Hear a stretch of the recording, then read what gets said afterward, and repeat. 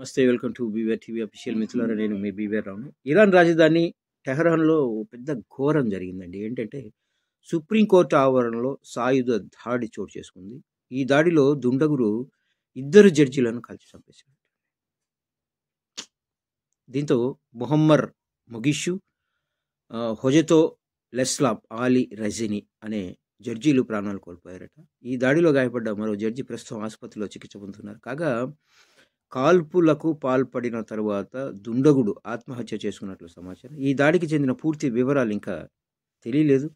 అసలు జడ్జి మీదే ఈ దాడులు జరగడం ఏమిటో మరి. వాళ్ళు ఏం చేశారో, వీళ్ళకేం కోపం ఉందో, న్యాయమూర్తులపైనే, అది కూడా న్యాయస్థానంలోనే, ఆ ప్రాంతంలో, ఆ పరిధిలోనే. మరి వాళ్ళు ఆ దుండగుడికి ఏం అన్యాయం చేశారు, ఇంకెంతమందికి ఏమైనా అన్యాయం చేశారా, తీర్పులో ఏమన్నా లోపం ఉందా, వివరాలు తెలియట్లేదు. సాయుధ దాడి అంటే మామూలు విషయం కాదు అక్కడ. అది కూడా కోర్టు ఆవరణలోకి వచ్చి ఏమైపోతుందో సభ్య సమాజం అర్థం కావట్లేదు. అసలు చాలా దారుణం కదా.